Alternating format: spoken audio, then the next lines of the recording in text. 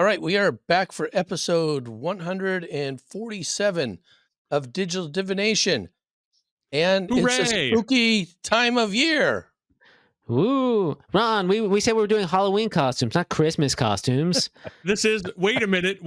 I heard spooky, and is there anything spookier than the most iconic Christmas ghost story there is?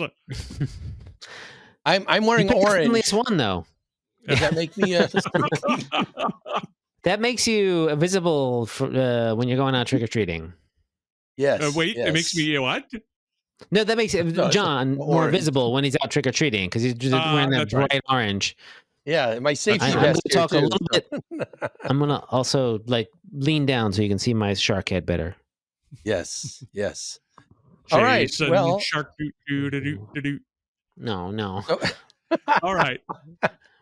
Yeah, so Halloween is tomorrow after this gets posted, and I know Ron is having a big Halloween bash that I'm not sure if I'll be able to At a attend. friend's place, yeah. Yeah, so. Can I also say one exciting thing that has really started to become a real tradition at Halloween is my brother-in-law has gotten into music, writing his own songs and stuff like that. And he would do the occasional song. He would do the occasional Halloween song, and I liked him so much and I was not at all shy about telling him how much I liked him, that this year he had a whole Halloween album that he made that I listened all the way on the drive up to Camino and back down again. Nice. Nice. Fun stuff. Yeah. Well, speaking of Halloween and spooky things, we got the Alien Core this week. I did. You guys have had it forever. But it officially releases next week, I think. Not even this week. So we're going to talk about our some of our favorite spooky things or creatures in Alien Core, and we'll go with our top three. One of mine isn't spooky. Well, most of mine aren't too spooky. For the warning, yeah, it's okay. Yeah, it's okay. Look, all aliens are spooky.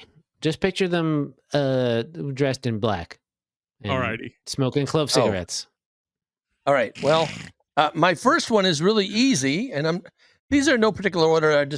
I'm doing mine alphabetical because I love them all, and I can't say which it's like you can't say which of your children you love the best, can you, Ron? Or maybe Ron can. I don't know. All right. I bet he would. Anyway. Probably. But don't do it on a recording. Okay. So the first one that I'll say is the Dipex, which is the Rampage Demon on the cover. And I just think it's so cool that it has this massive autocannon that's on here. But the funny thing is the lore that's on here. I don't know if you guys read the lore about Leg Day. Dipexes often boast of never needing to use their legs because their arms are strong enough to compensate.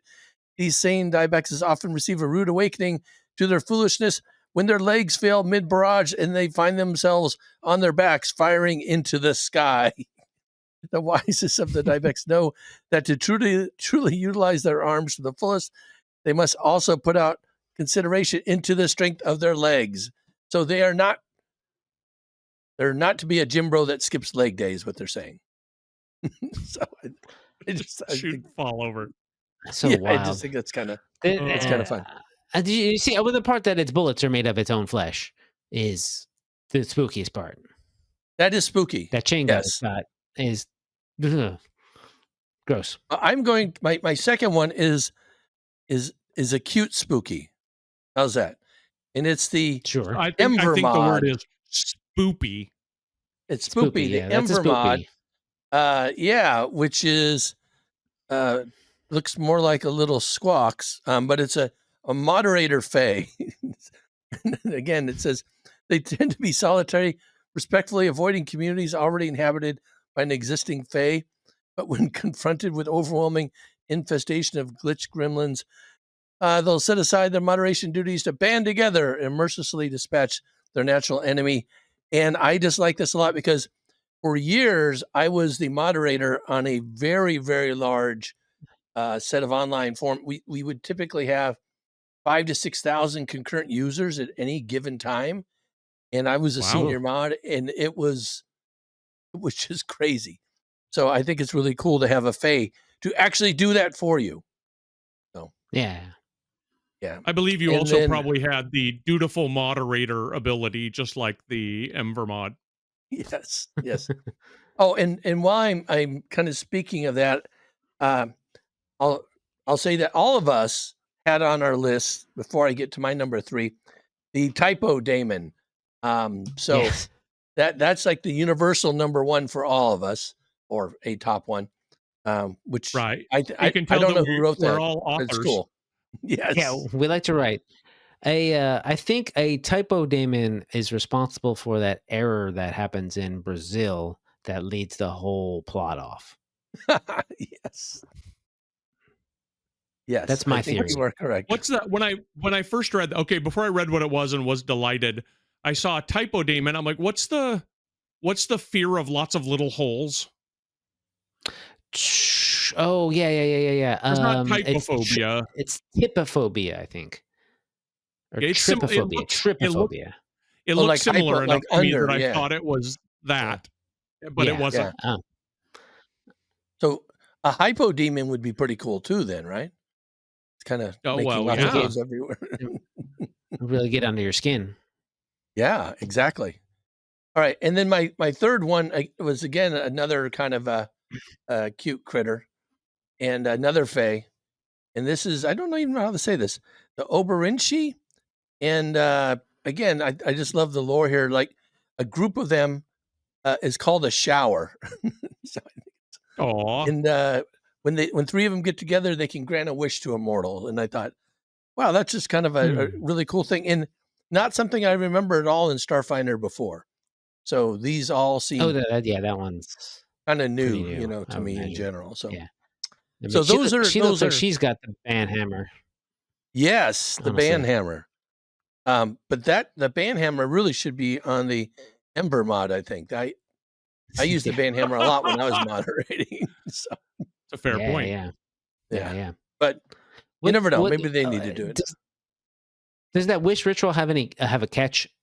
I bet because they're fae can be kind of tricksy. Yeah, it's usually Is it just limited to like, raising the dead No or catch curing. whatsoever. Entirely believable and genuine. Yep. Wink. I think it's when you're really low level and you're stuck in, like, say, a starship buried under a mountain, and you're cursed and you have no way to get rid of it, that these fae could come and save your life rather than forcing you to die and be done forever, Ron. Oh, yeah. That's an incredibly specific idea there, John.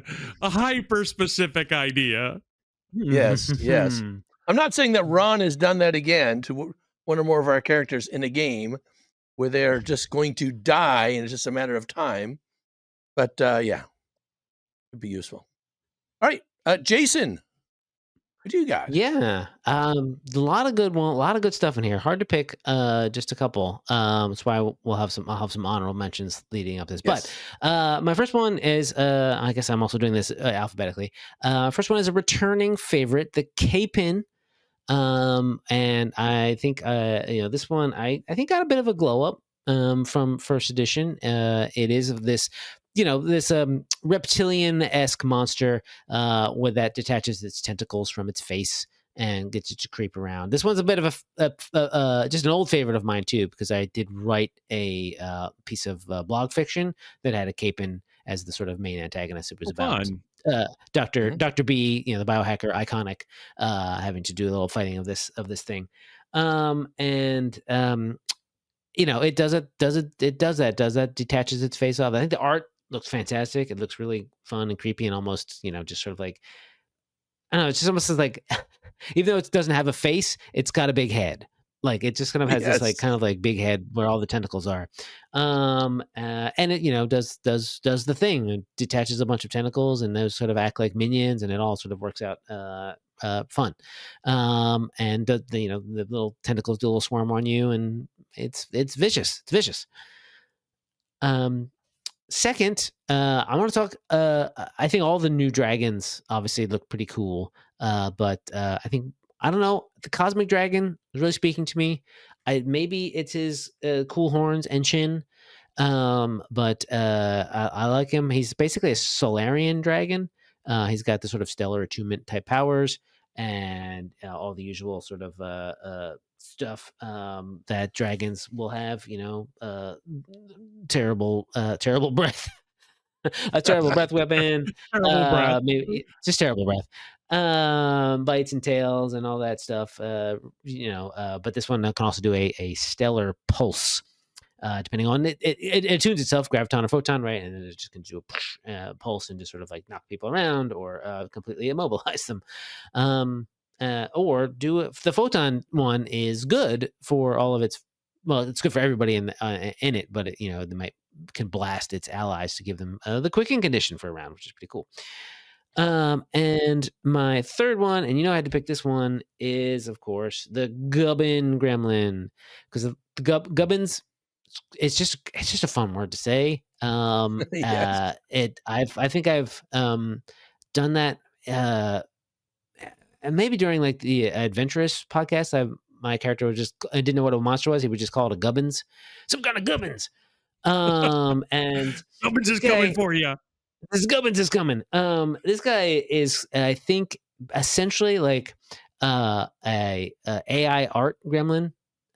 Because it has the wrong number of fingers and its fingers are weird, and it's got an eyeball that's got 3 things. It's just all kind of really ridiculous looking in a fun way, and they corrupt data basically with their gremlinness, as you would as Starfinder. It's very Starfinder. We had the glitch gremlins, of course, which are more computerized, but these guys are just sort of like, we're here to do what the heck did they do? They scramble your minds, scramble your technology, and fun stuff like that. And they can basically just not actually be where you think they are when you attack them. So they pop in and pop out. It's fun. I just again, lots of great stuff in here that I am excited to see. I will be excited to see them in use, and excited to see what comes if what else is next, because there's a lot of stuff that we recognize, and a lot of super good new stuff, and we'll talk about those honorable mentions later. Ron, why don't you take it away? Sure. I have 3, and I will start with the thing that struck me most when I came through. I'm a big fan of the SCP website and weird mimetic hazards and monsters and stuff like that. So, of course, I was drawn immediately to Paradox 17, which just the sheer nature of observing it causes reality distortions and things like that. When I initially looked when I was going through the book, I saw Paradox 17. Oh, this looks like some sort of, the description is like of an awesome sort of reality warping thing. And the picture is just a dude with a rifle. And I'm like, all right, what's a weird looking lizard dude? Maybe that's a Vesk. I don't, anyway, what? What's so weird? Oh, this is somebody who has like seen the thing and divorced from reality. The actual thing itself is on takes up almost a full page for its stat block on the next page. And the image is not of Paradox 17. Of course, you cannot perceive it, but of like a conspiracy theorist set of notes about Paradox 17. Yeah. And then from a mechanical design perspective, there's a lot of really interesting things here. It's got an actual ability that if you succeed at a recall knowledge check to know anything about it anywhere, no matter where you are, Paradox 17 immediately knows it. It knows when people are even thinking about it or trying to figure it out. And it also has what I think is kind of a neat ability called disregard reality. It is not itself incorporeal, but it can move through all other creatures, objects, and structures as though they were incorporeal, which is different from a rules perspective than being incorporeal yourself. I thought that was actually really cool. That's fun. I love that. I have a fondness for the Atlantis Star Empire, getting to number 2. I have a fondness for the Atlantis Star Empire ever since I was able to use the Aeon Guard and like a little Aeon Guard scouts in one of the first Starfinder APs that I ever wrote for one Jason Keeley. And I was really excited to see not only have the Aeon Guard return, but there's like the super space Nazi version, which is the Sahedron Guard, which is even more powerful and more domineering. And their backstory is about how they're all about crushing dissent even within the Aslanti Star Empire. So they're not the space Nazis that are out attacking other people. They're the ones who are crushing dissent from within, and are higher level and more powerful as a result. I think that is God forbid you do see them outside the Aslanti Star Empire, then you know something bad is about to happen. Yes. Something's Or you going are down. actually on some list you do not want to be on. Yeah, that is absolutely the case. But the third one is the Moon Giant, and it's actually primarily for an art reason. I've got a real love for Moon Giants ever since I was able to bring them forward and use them in the AP, second to the last AP that I wrote, Dominion's End, at the end of the Devastation arc campaign. It was a bunch of kind of hapless moon giants that you had to sort of rescue, but some of them had turned bad. And one thing I really liked about the moon giants, now at the time when we had kind of alignments in the game, moon giants kind of fit into the phases of the moon, waxing and waning. So maybe they were good or maybe they weren't. And now alignments aren't in the game anymore, but the moon giants still are. Their art is great. It's got them sort of telekinetically moving around some archways and things that are much smaller than they are. It gives a sense of the real scope of the creatures. And they keep all the awesome moon powers that they did before and are still appropriate high level. I think that the moon giants are really cool. Those are my top three. Nice. All right. Excellent. And we'll talk a little bit about honorable mentions. So Jason mentioned those, and so I'll talk about two. My first one is the Corpse Fleet Recruiter, which is just really cool. It's like this floating head on arms with a gun and stuff. And it's just, look out! It's got a gun. Yeah. So it's kind of neat pushing the, like the corpse folk to a very, very kind of extreme area there. Has void healing and some arcane spells as well. So you gotta love the audacity of the word recruiter there. Yes, for the corpse fleet, which means it basically means this thing is just going to kill you and then it will kill you and then your corpse up. recruit you in the most press gang way possible. Yeah, and it can make a corpse bomb out of undead minions, basically make them explode in different areas and stuff. So that's the first one, and then the second one is a biotech advanced war machine, and I like this. Are those a the ones lot. that look like they're out of the Matrix? Yes. Oh, yeah. Okay. Yeah. So I like the fact that they kind of included various war machines, and then they have this kind of this biotech one, and it really looks like the things that are kind of floating around chasing the ships, Neo and the ships and stuff that like tear into them, and I thought, oh, that's kind of really cool to have the picture's a biotech version. The stat block is actually for a advanced war machine, and so this is kind of a variant of it, like a cursed. Oh no, they actually have a stat block for a biotech advanced one, so a little bit higher level. So it has some kind of interesting skills as well. A thermo shadow allows it to collect and reflect thermal energy, so that's kind of a neat. And then a corpse flower, so allows it to, if it's reduced down to 0 hit points, it self destructs and blows everything up. So as one should. And what about you, Jason? Honorable mentions? Yeah, I got a couple of them. Mainly for, I would say, like personal reasons.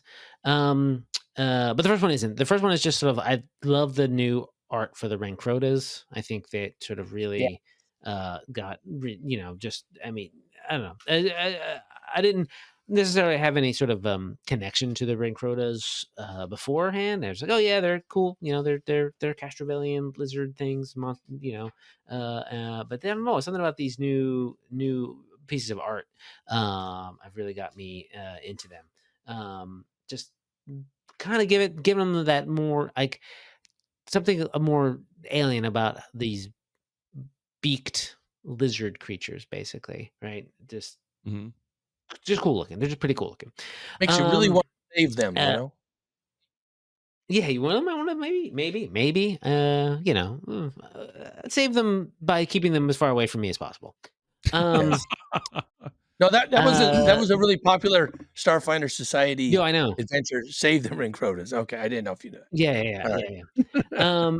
The Thermotrod is well, again, sort of an honorable mention for me for personal reasons. I didn't write the original.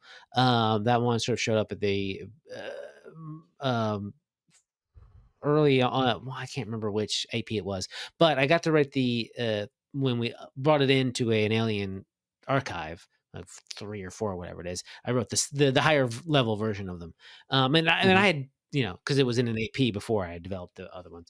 And again, I just like everyone loves a good lava monster. Made out of rock and puking up lava. So for those. And the third one is the Vracinea, which was in 1E, one of the very first things that I wrote for 1E. Starfinder, this plant that was essentially, I think that was one of the ones in the first, it's in the first volume of it's in Incident at Epsilon Station, first volume of Dead Suns. Right. And it was one of two aliens that were just like, we have art, but we don't know what these are. So take them and write write a creature that looks like this art, which I thought was kind of fun, a fun challenge. And they made it back here. Nice. Second edition. I like doing that. Love them, baby. Yeah. I didn't have anything to do with any of them in second edition, but I'm just excited to see them returning. Well, I am. I really respect your humility, Jason, because you did your top 3 and your honorable mentions were, some stuff I wrote was, whereas my top 3 included some stuff I wrote was, and my honorable mentions don't have anything to do with that. Fair enough. So I flipped it. I have 2 honorable mentions. The first one is on a general sense. I really like that there are just people in here. I mentioned the Aeon Guard, but the fact that there is just humans that you can fight that are grouped together in thematic ways, but possibly my favorite of which, to make the honorable mention, is the Xenowardens, because it is, if you're making a bunch of people, you can just give them just give them guns and make them different levels and your job is done. But they went further than that for the Xenowardens. They gave them cool abilities and then tied them around thematically. So, like the mid-level one of these has an ability that is functionally to teleport your allies around the battlefield. But the way it's flavored is root network, where you're able to have roots come up from the ground, grab your friends, and move them around to where you want them to be, and then let them go in a new spot. Very flavorful for Xenowardens. And then the biggest one, the Xenowarden Biohulk, which is sort of a plant-infused giant person, right? You get a sense that they were absolutely a person at one time, but they've kind of let this Xenowarden real reverence for plants maybe get the better of them. It would be easy enough to give them here is a blasty ability that does a bunch of damage in the area. But no. Let's dial it up to 11. This guy yells at you, and the yell causes plants to erupt from the ground and thrash around and do you a bunch of damage. And then once he's done a bunch of damage, he could try to demoralize all of you because he yelled. I thought that was really kind of fun. So the Xenowardens are one of my honorable mentions. The other honorable mention has to do with what I thought I might have known a lot about, but didn't. The Swarm has a lot of creatures coming back in here, but instead of your standard Korovox and Thresher Lord, I think those are the only first 2. There have been a lot of Swarm creatures, a ton of them, and they could have just pulled any of those forward. But I think of the 4 that are here, I think all of them are new except the Thresher Lord. So it's a little bit of a nod to the past, but also, now I certainly am not an expert on every swarm creature, and it would be easy to point at something and say, well, Ron, this was actually in the previous Alien Archive, of thus and thus and such, or back matter of such and so adventure. But it looks like to me that that's like a whole bunch of new swarm toys to play with, and that's awesome in any sense of being able to use an unstoppable army of gross bugs that are absolutely not Tyranids, but are instead the swarm.